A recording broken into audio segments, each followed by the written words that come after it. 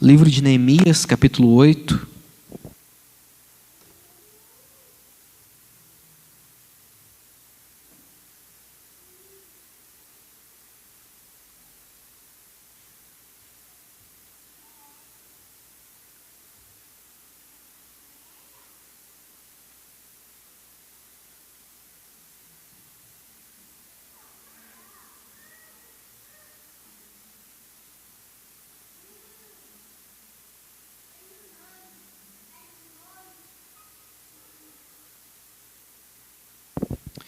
Livro de Neemias, capítulo 8. Eu estarei fazendo algumas leituras, alguns versículos picados, e estarei direcionando a igreja.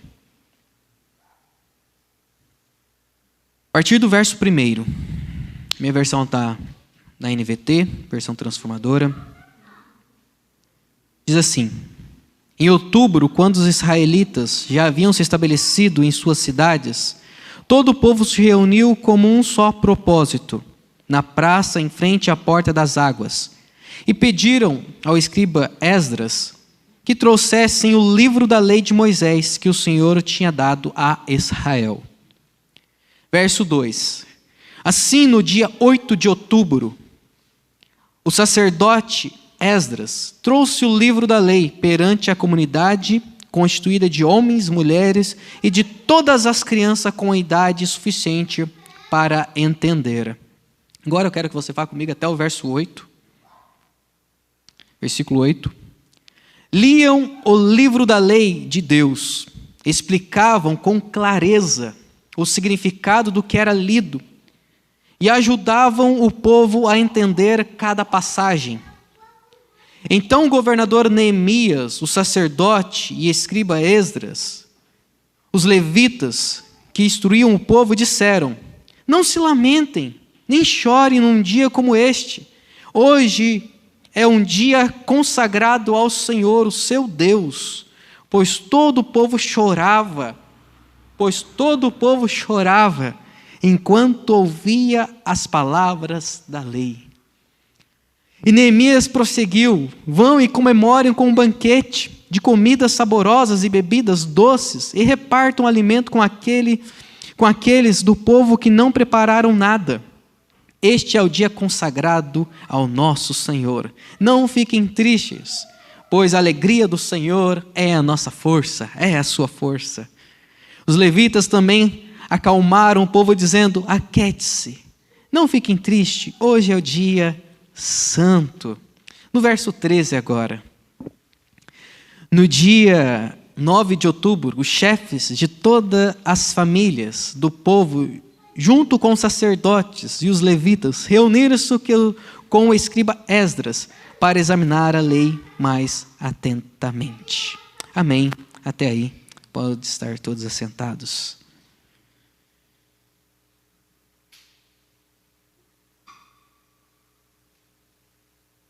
Quero dar as boas-vindas. É a primeira vez? Como é que é o nome? Eu perguntei. Maria das Dores, seja bem-vinda. Em nome do Senhor Jesus, sinta-se em casa, nessa família que o Senhor nos constituiu. Amém? Glória a Deus. Meus irmãos, o livro de Neemias é um livro fantástico. Ela marca a reconstrução dos muros de Jerusalém.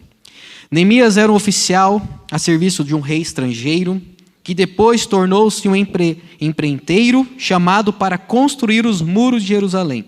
Trabalho este que o propósito de Neemias nos relata. O livro de Neemias nos relata: Esdras, seu cooperador, seu amigo, seu ajudante. Ninguém trabalha sozinho. A gente tem que ler os dois livros aqui de Esdras e Neemias juntos, porque os dois relatam o mesmo episódio, a reconstrução dos muros de Jerusalém. Só que cada um com alguns detalhes diferentes. Então assim, Neemias, ele trabalhava para um rei estrangeiro, era um grande cara empreiteiro, organizador, ele projetava, ele organizava, ele liderava o povo, era um grande líder. Esdras, por sua vez, era um grande estudioso, um mestre que se dedicava às escrituras. Neemias trabalhava com as pedras e o argamassa na organização. Um trabalho não é mais importante ou mais consagrado do que o outro. Será que nós podemos dizer que o trabalho de Esdras é mais consagrado porque ele se dedicava na leitura, no estudo das Sagradas Escrituras, e o de Neemias, que era de organizador, que era de governar, que era de pegar o tijolinho e começar a construir, de o pedreiro com a argamassa? Não, ambos trabalhavam para Deus na reconstrução dos muros de Jerusalém. Neemias precisava de Esdras, e Esdras precisava de Neemias, e o povo de Deus precisava de ambos. Eles não podiam falar assim: meu serviço é melhor do que o teu, o meu trabalho é com as Escrituras, o teu é pegar tijolinho e bater a massa, é organizar, é governar. Não, ambos estão trabalhando por um só propósito, e o povo de Deus precisava desses dois homens. Quando Neemias tem autorização do rei, Neemias orou, aqui uma coisa muito importante, se você voltar para a tua Bíblia, lá no capítulo 1, versículo 4, antes de Neemias sair para essa empreitada, que é a reconstrução dos muros de Jerusalém, ele orou e jejuou por um assunto durante 4 meses para assegurar que estava sendo guiado por Deus, e não agido por impulso. Está lá quando ele recebe a notícia de que os muros estavam totalmente derribados, as pessoas estavam desamparadas, estava um momento caótico, os muros, ele chora, ele se entristece. E o que ele faz? Ele começa a orar ao Senhor, ele começa vários dias fazendo jejum e orando, até que ele entende que ele precisa sair do palácio onde ele estava, do lugar onde ele estava servindo o rei, ele estava governando, ele estava sendo copeiro, ele era homem de confiança do rei, mas ele decide sair do palácio para ir para a grande empreitada, para um trabalho, para um serviço, que não foi fácil. Talvez qualquer um de nós aqui estaríamos pensando: Neemias, fica no palácio, você está tão bom aí, você está tudo arrumadinho, você é homem de confiança do rei, o que você vai lá pegar tijolo, pedra, massa, e vai ter que começar ainda a aguentar alguns homens levantando calúnia contra você, enquanto você tem que construir com uma mão, com a outra você tem que lutar?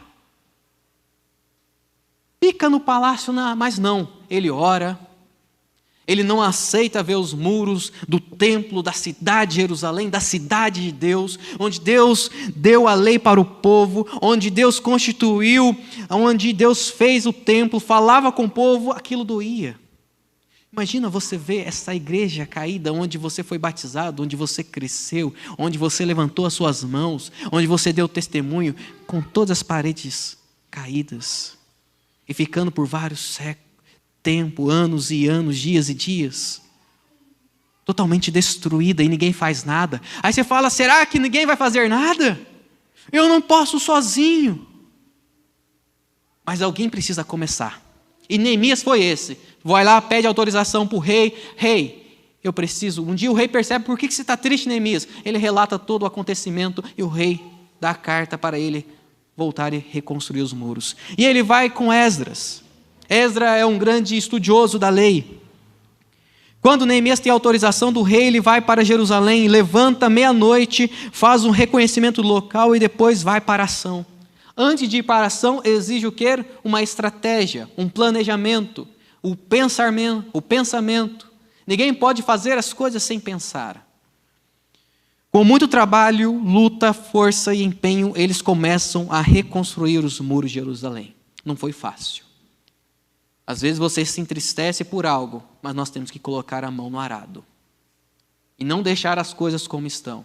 Não deixar lá, a gente vê a parede caída, a gente vê tudo derrubado, aí a gente se entristece e a gente não faz nada.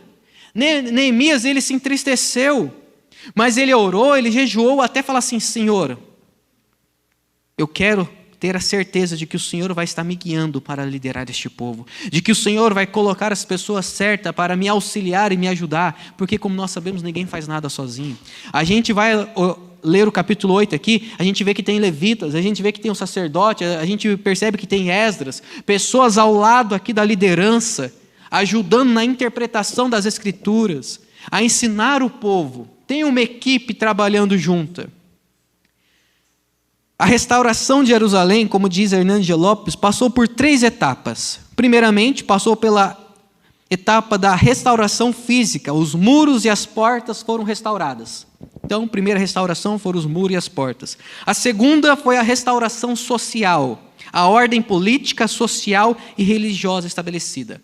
Então, ele estabeleceu a organização política, quem vai governar a cidade, quem vai governar cada região, socialmente, como que deve ser organizada ali, porque onde não há organização, há desordem. Então, se o povo não sabe o que fazer, levantou os muros, e agora? Temos que organizar socialmente, e também a religiosa. Ele ungiu os levitas, os sacerdotes, os escribas, quem vai fazer uma tarefa. E depois a restauração espiritual promovida pela palavra de Deus. Essa palavra aqui, que eu achei fantástico. Que enquanto era lido a palavra, o povo chorava. Que palavra maravilhosa. Olha um coração sedento pela palavra de Deus. Olha um coração ansiando pela palavra, pela voz de Deus, pelos mandamentos de Deus. No entanto, a maior reforma implementada por Neemias, a maior reforma que Neemias implementou em Jerusalém foi a restauração da autoridade da palavra de Deus sobre o povo. Sem essa restauração, Jerusalém era absolutamente vulnerável. Então, a mais importante de todas as restaurações foi a restauração da palavra de Deus. Quando eles já estavam todos instalados em suas cidades, o povo se reuniu em frente à praça, como diz o primeiro versículo, e o povo pediu para o escriba Esdras que trouxessem o livro da revelação de Deus, de Moisés, que Deus tinha dado a ele, que Deus tinha dado ao povo. E neste momento de reconstrução, de um novo recomeço, temos a valorização das Sagradas Escrituras e a experiência causada por ela. Então, no momento de renovo, no momento de novo nascimento, no momento de restauração, de mudança, de um recomeço, esse novo nascimento, essa reconstrução, ela deve ser marcada pela valorização das Sagradas Escrituras e a experiência causada por ela. Você quer um recomeço na sua vida? Você nasceu de novo? Você quer recomeçar, reconstruir algo? Comece valorizando primeiramente a palavra de Deus. Valorize as Sagradas Escrituras. Tenha experiência com ela. As Sagradas Escrituras nos dão várias experiências. O livro da lei conforme Neemias. O anseio, a primeira coisa que a gente percebe aqui é o anseio pelo livro, o versículo 1. O ajuntamento para ouvir a palavra de Deus. Os israelitas tinham se instalado em sua cidade, o povo então juntou-se como se fosse um só homem, e pediram, não foram doces, não foram festa, não foi milagres, mas pediram o quê? Que trouxessem o livro de Moisés que o Senhor dera a Israel. Deus moveu o coração do povo para reunir-se e buscar a palavra de Deus. É coletivo. Há uma disposição para buscar a palavra de Deus. Não é só querer. Eles saíram das suas casas e eles foram no lugar, buscar. Não adianta só falar, eu amo Deus, mas não sair, não ter disposição para se reunir e ouvir a palavra. Tem gente que fala assim, para que eu vou? Eu posso ficar em casa. Não, eles tiveram disposição para se reunir e pedir, nós queremos. É coletivo, é família, é igreja, é união. Precisamos nos reunir para ouvir a palavra de Deus. E é proposital.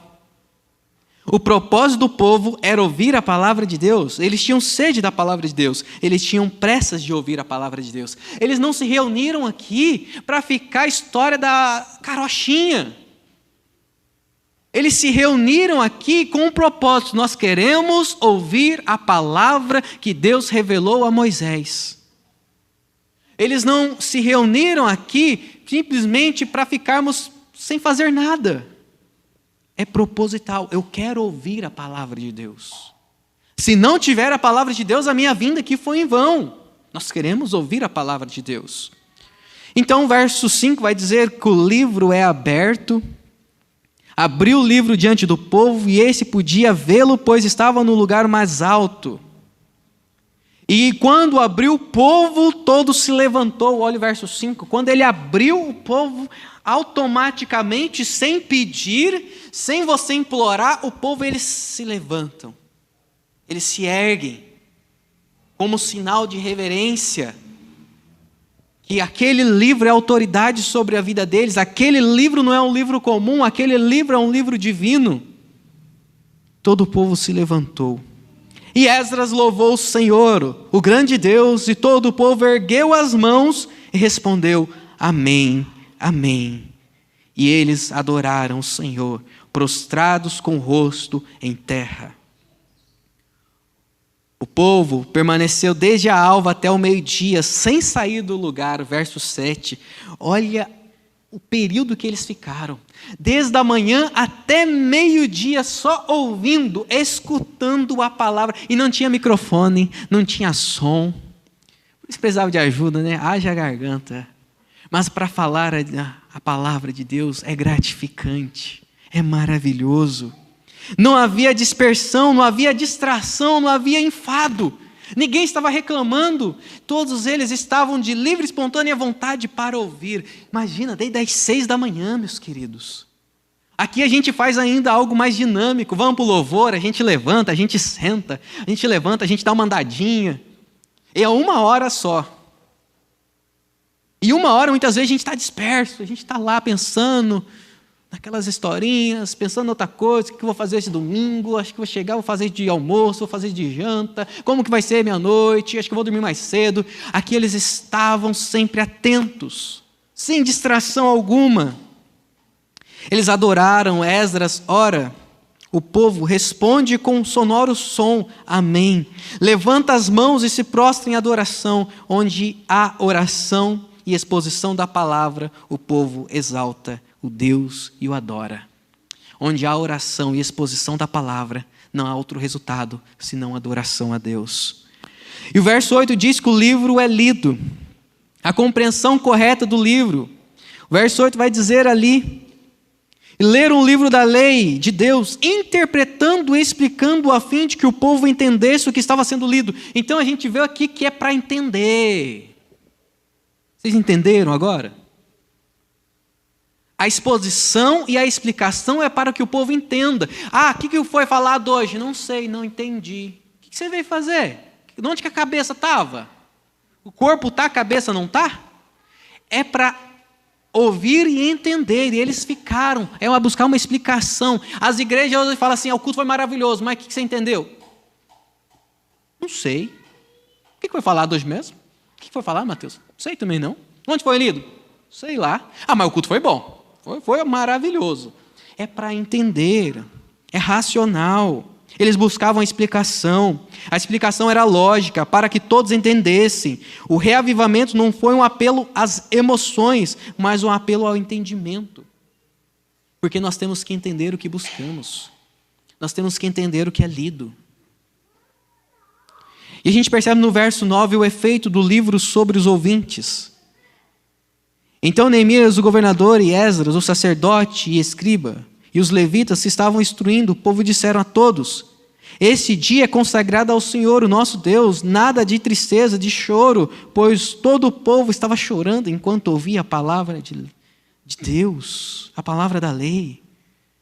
Olha o efeito deste livro, o choro, tocava ao sentimento. Quanto mais eles entendiam as sagradas escrituras, mais eles queriam chorar perante Deus.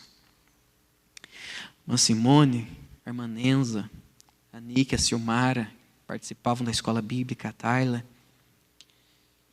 A gente sabe disso.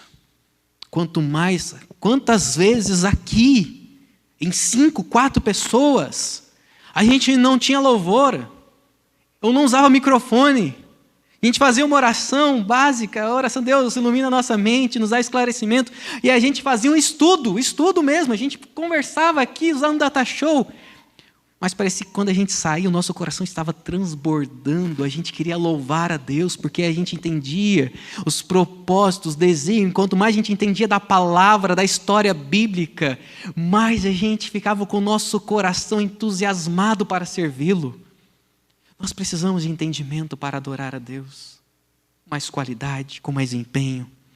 A palavra atinge o intelecto e atinge também a emoção. A palavra de Deus produz quebrantamento, arrependimento, choro pelo pecado. O verdadeiro conhecimento nos leva às lágrimas. Quanto mais perto de Deus você está, mais tem consciência de que é pecador e mais chora pelos seus pecados. Por isso que a exposição da palavra nos traz um quebrantamento. Nós choramos perante ela. Todos foram tomadas de muita alegria, uma alegria que deveria ser compartilhada, porque tinham entendido a palavra que fora explicada. Certa vez alguém relatou a sua experiência ao ler as Escrituras. A experiência desse homem foi da seguinte maneira: enquanto lia as Escrituras, meus olhos foram sendo abertos para as verdades que eu desconhecia. E neste processo de descoberta e de ardente desejo em compreender a Bíblia, por muitos dias me derramava em lágrimas, pensando quanto tempo havia perdido longe do Senhor e de sua maravilhosa sabedoria. Quando nós começamos a compreender o Evangelho, nós começamos a entender o quanto amor o Senhor nos amou, o que Ele fez por nós, que éramos nadas, merecíamos o inferno, mas mesmo assim Ele morreu naquela cruz. Nós pensamos quanto tempo eu fiquei perdido, quanto tempo eu perdi da minha vida sem entender as Escrituras. Por que eu não me dediquei antes? Por que eu não me lancei antes nela? Quanto tempo eu perdi da minha vida sem entender a sabedoria divina?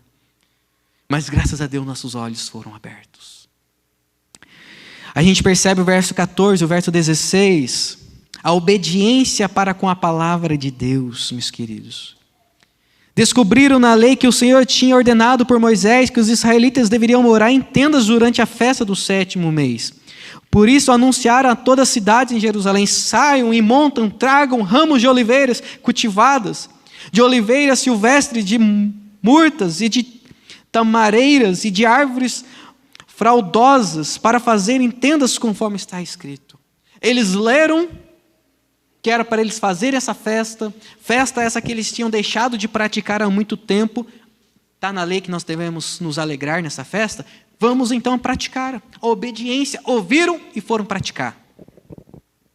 Não foram simplesmente aqueles que só ouviram e não colocam em prática. Eles ouviram e foram fazer o que Deus manda. Não é somente ouvir, mas é obedecer. O que agrada a Deus, o que desagrada a Deus? Deixa eu correr. A gente percebe no verso 18 algo muito interessante também. Olha comigo, dia após dia, desde o primeiro até o último dia da festa, dia após dia, do primeiro até o último da festa, Esdras leu o livro da lei de Deus. E eles celebraram a festa durante 7 dias, e no 8º, conforme o ritual, houve uma reunião solene. Durante 7 dias, eles se dedicaram na leitura e explicação da lei. 7 dias. Todos os dias, Esdras lia o livro da revelação. A alegria de Deus sempre vem sobre o povo quando este obedece à palavra. A alegria do Senhor é a vossa força. E houve muita grande alegria. Alegrai-vos, a alegria do Senhor é a nossa força. O mundo hoje está atrás de alegria, mas ela é resultado da obediência da palavra de Deus. A alegria, o gozo só é encontrado Jesus morando em nossos corações. A alegria que você tanto anseia é na obediência da palavra de Deus. O pecado entristece, adoece, cansa, mas a obediência à palavra de Deus traz uma alegria indivisível, cheia de glória para todos nós. O pecado, ele cansa. O pecado, ele adoece o corpo, adoece o espírito, adoece a alma. Ele entristece a nossa alma. Mas a obediência à palavra de Deus, por mais que seja dolorosa, por mais que nos leve para o Coliseu romano, por mais que nos leve a ser queimados no palácio e ser como tochas humanas para o palácio de Nero, ainda assim nós temos alegria. A obediência à palavra de Deus nos leva a falar como Policarpo, quando estava prestes a ser queimado. Há 86 anos as pessoas negam o seu Deus. Ele: como eu posso negar o meu Deus, que sendo 86 anos eu tenho servido, Ele nunca me fez mal? Como eu posso negar este meu Deus? A alegria do Senhor é a nossa força. Quando você está alegre, a força de Deus traz entusiasmo para as nossas vidas. E eu quero terminar mostrando o resultado dessa leitura, o resultado dessa experiência, desse estudo, dessa dedicação, vários dias lendo a palavra de Deus. Quem já foi no encontro com Deus sabe, a gente passa, não sei, 4 dias, 3 dias no encontro com Deus. Sabe o que é fantástico lá? Vou falar o segredo que é. Não é alguns rituais que acontecem, mas sabe o que é fantástico? Por que a gente sai tão cheio? Porque você passa manhã, tarde e noite sendo o quê? Ministrado pela palavra de Deus, recebendo oração e louvando. Imagina 3 dias, 4 dias, só louvando a Deus todos os dias. A gente sai transbordando, a gente sai cheio de alegria mesmo. Aqui o povo é 7 dias. Vários dias fazendo a leitura, vários dias lendo, entendendo, explicando. Parou essa semana, nós vamos fazer festa, porque é a ordem do Senhor e nós vamos ler as Escrituras. Eu imagino o transbordar que eles estavam do Espírito Santo. Qual é o resultado dessa leitura, meus queridos? Está no capítulo 9, versículo 1, 2 e 3. No 24º dia do mês, os israelitas se reuniram e jejuaram, vestiram um pano de saco e puseram na terra sobre a cabeça. E os que eram de ascendência israelitas tinham se separado de todos os estrangeiros, ok? Aqueles que eram israelitas se separaram de todos os estrangeiros. Foi fácil isso? Não foi não, viu? Quem confunde que foi fácil isso? Tem um amigo lá estrangeiro. O amigo é idólatra. O amigo, ele é imoral. O amigo, ele é mundano. Ele não obedece à palavra de Deus. Essa pessoa que está ao meu lado, ela não segue a palavra de Deus. Então eu tenho que tomar uma decisão. Seguindo o quê? Eu quero seguir pessoas, eu quero estar do lado de pessoas que adoram e servem o Deus vivo. Então eles separaram de todos os estrangeiros, porque os estrangeiros contaminavam o povo de Israel. Aquelas más companhias contaminavam o povo ali. Então nós precisamos nos separar. Levantaram-se nos seus lugares, confessaram seus pecados, confessaram suas maldades dos seus antepassados, dos seus pais. Ficaram onde estavam e leram o livro da lei do seu Deus durante 3 horas. E passaram outras 3 horas confessando os seus pecados e adorando o Senhor, o seu Deus. 3 horas eles leram e 3 horas eles confessaram. E nós achamos muito 1 hora. Confessaram o nosso pecado. É pecado esse povo, hein? Gente, 3 horas confessando os seus pecados? O povo peca mesmo, hein? Aquele povo pecava. Porque a gente parece que não tem pecado, né? A gente confessa, eu tenho dificuldade de lembrar dos meus pecados. Eu preciso pensar, 5 minutos para me pensar. Peraí, deixa eu pensar. 5 minutos a gente já confessei meu pecado, agora eu vou pedir. Pedido é bastante, pedido a gente tem aquela lista, né? A gente faz que nem Papai Noel, assim, eu quero isso. Pedido é muito, mas confessar os pecados, nem vou para a oração. Oração de confessar pecados a Deus. Oração onde nós vamos nos humilhar perante Deus. A igreja fica vazia. A oração já é normal na igreja ficar vazia. Mas confessar pecado ainda? Daqui a pouco você fala, o povo não tem. É maravilha isso, o povo aqui tinha muito pecado. 3 horas. Então, qual que é a experiência deste povo diante da palavra? Israel se arrependeu com jejum e pano de saco, eles jejuaram. Separou-se do mundo. A leitura bíblica, o ensinamento bíblico, a explicação bíblica nos faz o quê? Separar daquilo que nos afasta de Deus. Dos estrangeiros do mundo. Se você tem um conhecimento bíblico, mas você não se separa do mundo, você não conhece a Deus verdadeiramente ainda. Porque quanto mais você conhecer a Deus, mais você ler a palavra de Deus, você vai separar daquilo que não agrada a Deus. Confessar os seus pecados, a leitura bíblica, o verdadeiro entendimento da palavra de Deus, nos faz confessar os nossos pecados. Porque a palavra de Deus mostra o quanto nós somos miseráveis pecadores. Ocupou-se, versículo 3, eles ocuparam-se espiritualmente diante de Deus. Quanto mais nós lemos as Sagradas Escrituras, mais nós queremos nos ocupar com a obra de Deus. Fazer as coisas, dedicar tempo em oração, nos dedicar em jejum, fazer jejum, orar na nossa casa, oração na igreja, culto. Eu quero me dedicar espiritualmente às coisas de Deus. Prostrou-se para adorar a Deus no verso 3. Eles prostraram-se para adorar a Deus. E no verso 4, em pé na plataforma estavam os levitas, que em alta voz clamaram ao Senhor, o seu Deus. Levante-se, louvem o Senhor, o seu Deus, que vive para todo sempre. Só os que choram pelos seus pecados podem se alegrar em Deus.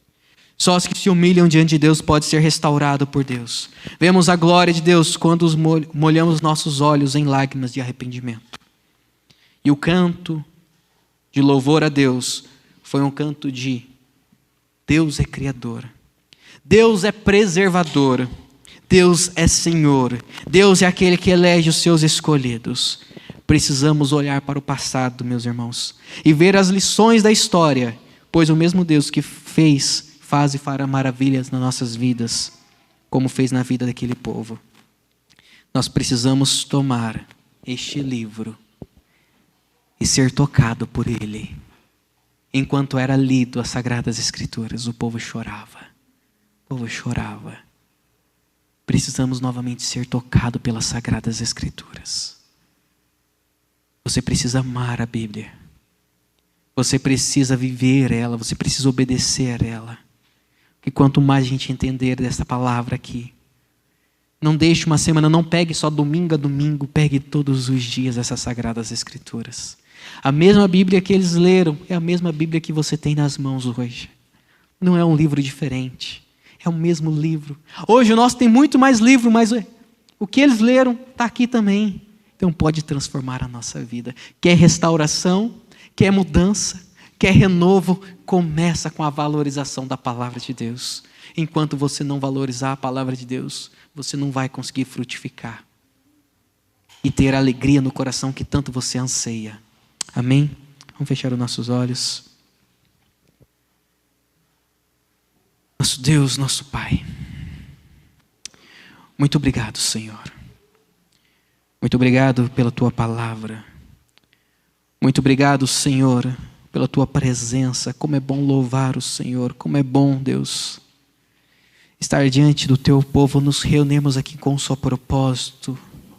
Ter disposição, ter vontade, ânimo,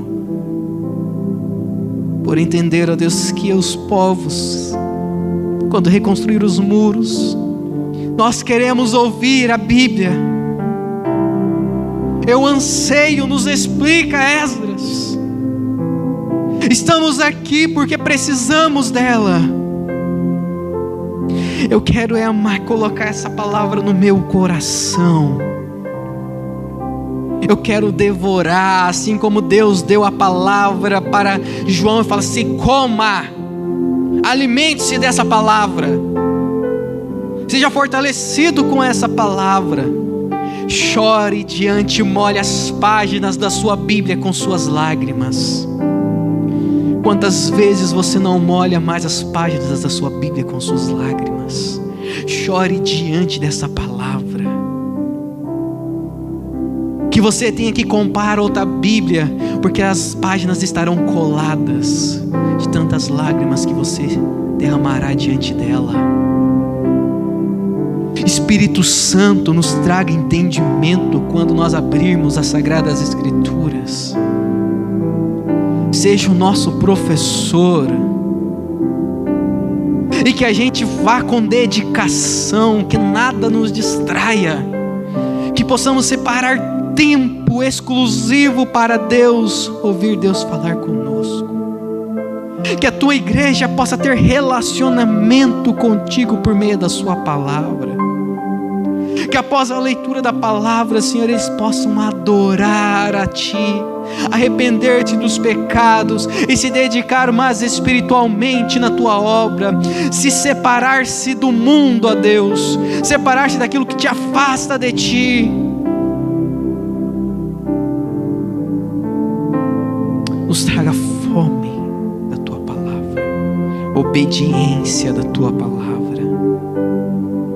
Toca o nosso intelecto, toca o nosso coração, nos dá entendimento, e esse entendimento nos fará chorar diante da Tua presença. Senhor, abençoe cada dizimista, tem entendido a gratidão no coração por tudo que o Senhor tem feito, Senhor, na sua vida. O trabalho que o Senhor tem nos dado, a saúde, as portas que o Senhor nos abriu. Que nós não possamos fazer isso só quando, no período das vacas gordas, mas no período das vacas gordas, no período das vacas magras, que possamos ser sempre fiéis a Ti, Senhor. Gratidão. Se o Senhor nos der pouco, nós queremos ser gratos a Ti. Se o Senhor nos der muito, nós queremos ser gratos a Ti. Abençoe cada ofertante que o Senhor tem levantado nesta obra, para que possamos continuar, ó Deus, divulgando o reino dos céus, cumprir com nossos compromissos. Abençoe cada um de nós aqui presente nesta manhã, Pai. Que a graça de Cristo Jesus, o